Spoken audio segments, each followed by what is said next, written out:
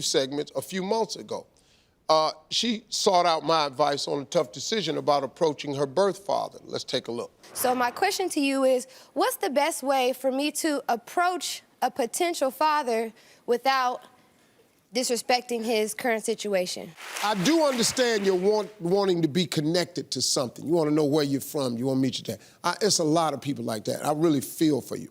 But you're not a mistake. See, God, when he put these two people together, it was for the full intent that you be born. So let's start just with a letter so you don't get hurt. We can help you with that part. I would appreciate it so much. Yeah. Thank you. All right, thank you. So why do you think people were so interested in your story? After that segment came out, I had so much positive feedback. People saying, hey, thank you so much for telling your story. I have the exact same thing going on in my life, or my mom experienced that, or I just found my dad. And so I haven't even gotten through half of them, Steve. Your idea was you were going to walk up to his house. What happened after you left the show? Well, I took your advice. I did not walk up to his house, thank God.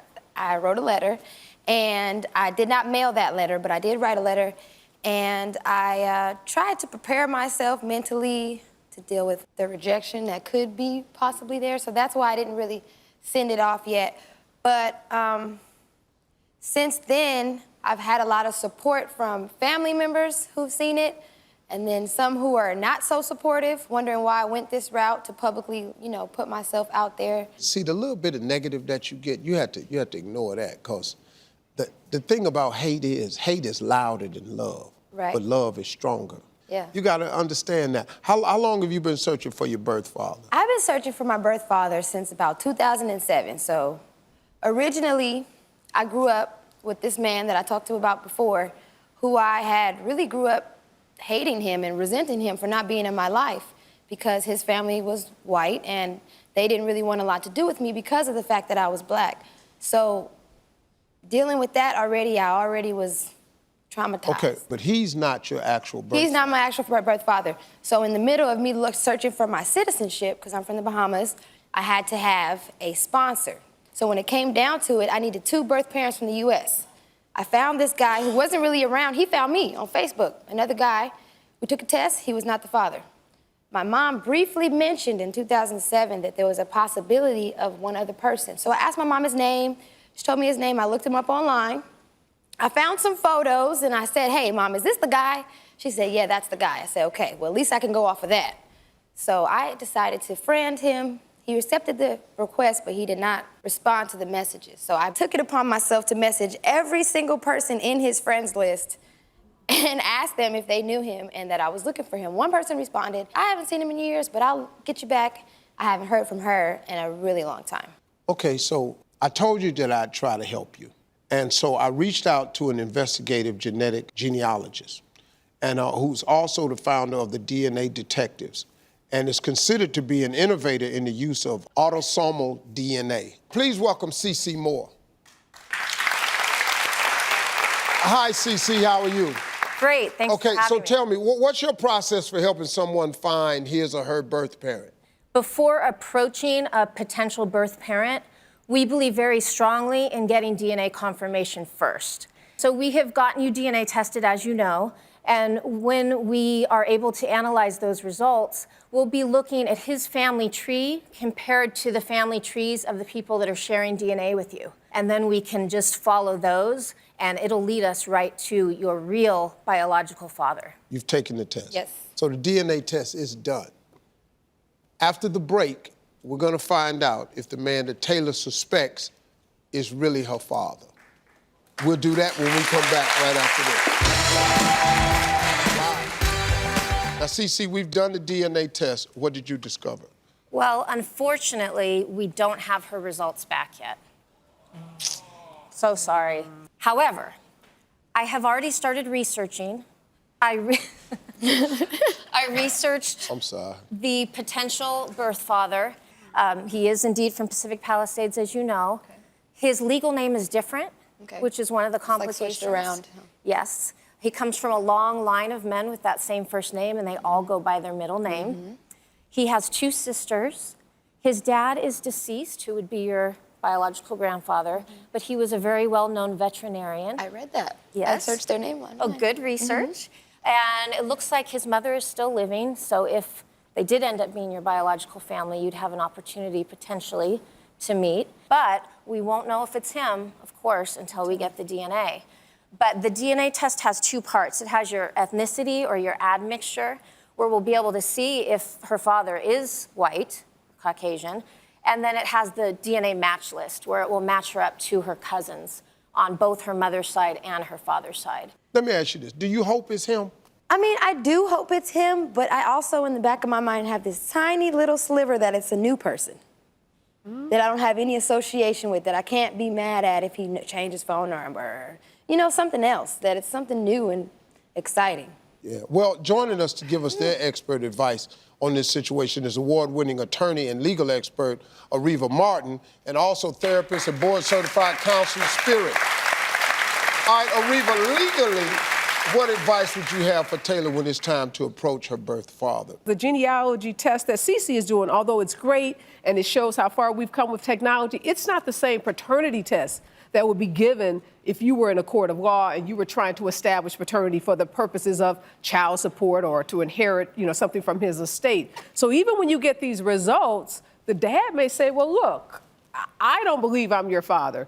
And he may want to do the kind of paternity test that would be accepted in a court. So you be excited because you're getting good information and you're getting closer to finding, you know, who we hope is going to be your biological dad. Just be careful, lower your expectations, because even if you find this guy, you know, he may not accept the test results that Cece's firm provides you with. What about you, Spirit? Well, you know, my biggest thing here for you is wanting you to really live your best life. And so I see all this very differently, because I see how all-consuming this has been for you your entire life. And so, unfortunately, you're left to suffer. This is a fantastical person that doesn't exist in your world yet, but you are with you every day. And so I hear just a lifetime of rejection, of abandonment, of not knowing who you are, of just stolen identity. And so as a therapist, for me, I want to be about you. How do you live your best life no matter what the outcome is here? So we got to work on healing you. We got to work on you knowing that you are so much more than the DNA that you are made up of. And what do you want your life to be separate from this situation? Well, Taylor, I hope you feel one step closer to finding out who you are and where you're from. Cece is going to continue to work with you, and we'll be following your story. We wish you the best of luck. I want to thank our experts, Cece Moore, Ariva Martin, and my buddy Spirit for joining us today. We'll be right back, everybody.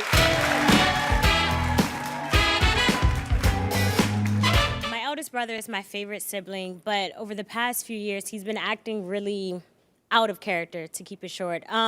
He just talks down to a lot of people in our family, and one time in particular, he called his wife out of her name, and I was standing there.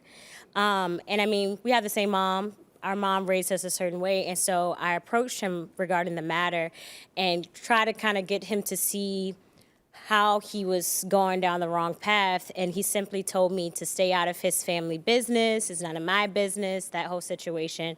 So I haven't talked to him in 2 years. My question is that he is still my favorite sibling, and I do miss our relationship. So I was wondering, how do you forgive a person when you don't align with their morals and you know that they're wrong? How do you forgive a person if you don't align with their morals or you know they're wrong? Yes. First thing we should do is try to get the relationship back. His behavior is not your doing. How old is he? 37, 38. Oh, he's a grown man. Yeah, for sure. Yeah. Yeah, you can't make him do anything. He done called his wife out his name. Stop trying to educate him to life. Life educates us all by itself. You don't even have to worry about that. I guess, how do you sit aside and still watch a person, like, have that same behavior and everything? I don't know, like, I don't need Well, that here's the negative deal. energy. You can love a person and not like them. There are people that I love dearly. I don't like them. I don't. I have relatives that I love that I don't like. Hey, bro, how you doing? And then, cool, the part we can talk about, bro, I love you, man. Hang in there. I'm praying for you, man. Hope you're doing better. Remember, treat people with kindness. Click. Okay.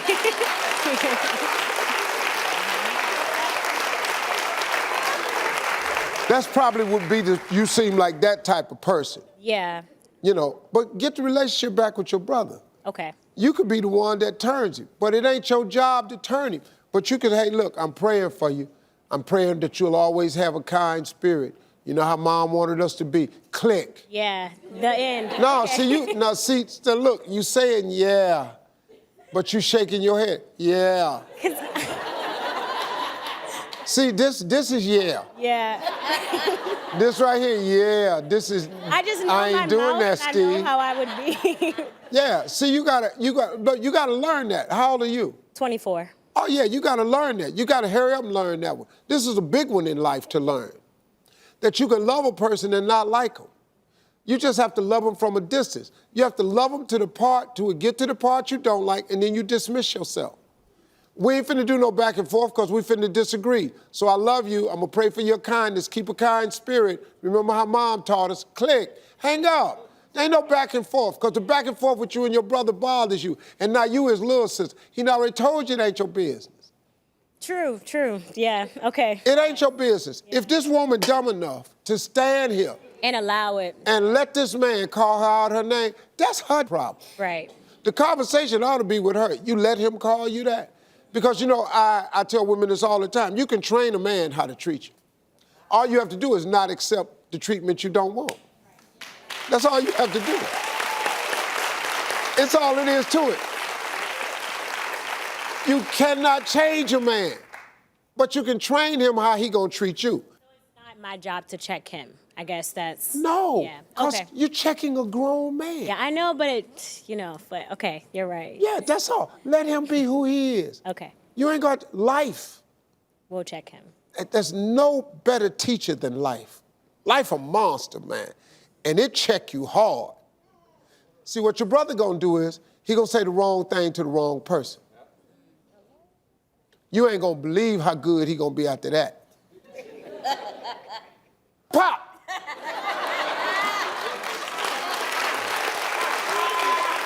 That's all. We'll be right back, everybody. Our next Hey Steve update is Celine. She appeared on the show a few months ago seeking my advice on whether or not to leave the family business and follow her dreams of going back to college to pursue a degree in journalism. So let's take a look. Should I stay put in the family business, or is it worth to jump ship and pursue my passion? If you stay, the rest of your life you will have a life of regret. Because if you do not pursue what you are gifted at in life, if you do not pursue that gift that is actually what you're passionate about too, you can't live your life with woulda, shoulda, coulda. If I were you, I would sit down and explain to my father. Ask him to have some mercy and understand your situation. Celine's question was viewed over 700,000 times on our social media platforms. Well, she's joining us now from Dubai. Hey, Celine. Hey, Steve, how are you? Good, great to good, be good. speaking So with let me ask you guys. this. What feedback did you receive on social media? Well, I think I received very positive feedback. A lot of people were rooting for me, and that felt amazing. But there were some people who felt like I was taking the family business for granted, and that's kind of expected. I could really kind of tell that you were really concerned about how your dad would feel if you left the family business. So what happened when you went back home? So when I went back home, I did some soul searching. I really took what you told me to heart, and I felt that, we have one life to live, and, this is it. And I don't want to have any regrets later on in my life. So I decided to take that leap of faith. I had already applied to school before speaking to you. But when I came back, I said that if I do get admission, that I'm really going to go for it. And I did, and I'm going to be at USC later this year pursuing a master's degree in journalism. So I'm really excited. Wow, congratulations. You know I have to ask, How did Yeah. your father take the news? Well, he doesn't know yet. At this point, only my mom and my aunt know. I haven't even told my friends. I haven't told my brother and his wife because I don't think they really have my best interest at heart. But I have sent out feelers to my dad, and it's not been super positive. How old are you? I am 35. Okay, now listen. No, this you got to understand what the culture is and everything. Okay, listen to me. As a father, my children have a difficult time bringing things to me sometimes because they know how I am. You know, I'm old school. You got to talk to your father ASAP. The longer you delay, it just makes it's like this noise behind you. Do you hear breathing behind you and you never turn around? The breathing only gets louder. You've got to talk to your father now. You're 35. I've had to understand that none of my children are children anymore. All of my kids are adults. And even to this day, they have a tough time bringing some stuff to me. But you gotta take it to your dad immediately. He won't cut you off. He'll be okay. But you gotta go and sit in front of your father with them big eyes, and you gotta let him tear up, and you gotta explain it to him. Now make sure when you're talking to him that you're crying. No, don't play hard with me. Listen to me. The girl has to cry, and her father, he will crack. Every time my daughters talk to me, I got them till they tear up. Once they tear up, I crack.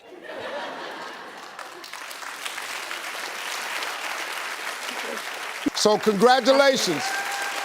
Congratulations on getting accepted. That's a big move. Thanks for joining us, Celine. We wish you the best. We'll be right back, everybody. Our next guest sparked quite a debate when their mother insisted on having them dress alike. This one had everyone but me asking, is this normal? Take a look. My mom has 4 kids, and she's been dressing us all alike since we were babies. Oh, y'all quadruplets? No, 30, 27, 17, 15. But it's not just us that she dresses like, she matches with us too. It's all our photos, me and my sister look like twins. So anyway, it's holidays, it's the Steve show. Is this normal, Steve? Or does this need to stop? Do this sound normal to you? I mean, listen to me. She's so Oh, geez.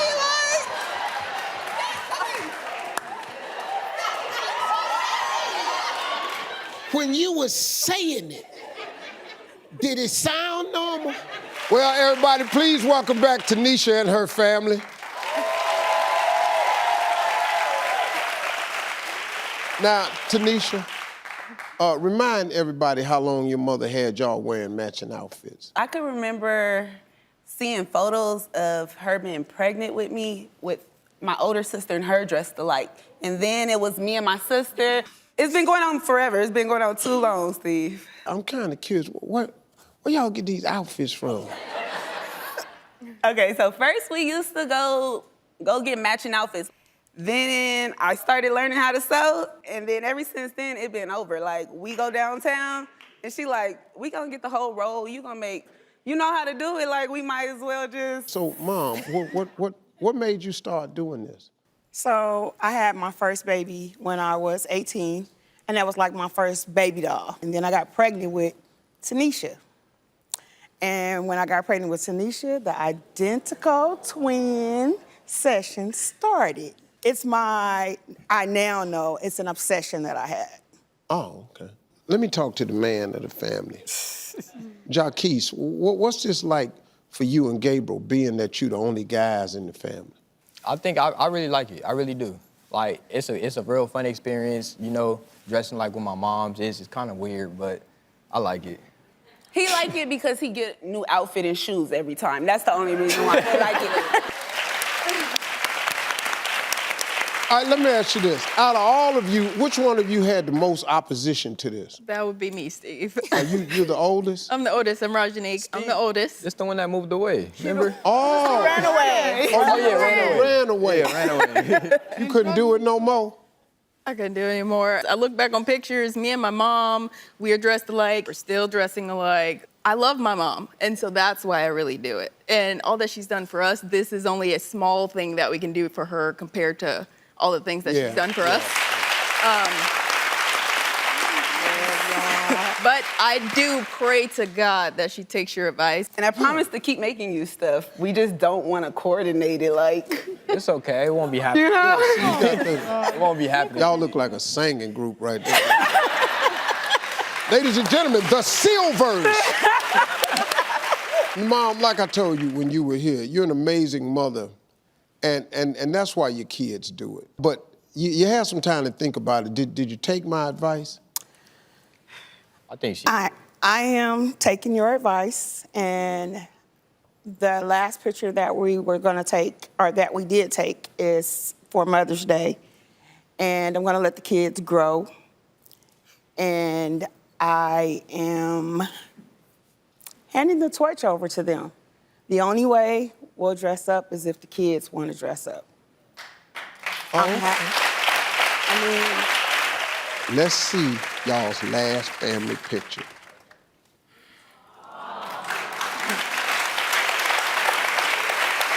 Well, that's good. I enjoyed y'all. Thank y'all for coming. Wish you the best. We'll be right back, everybody.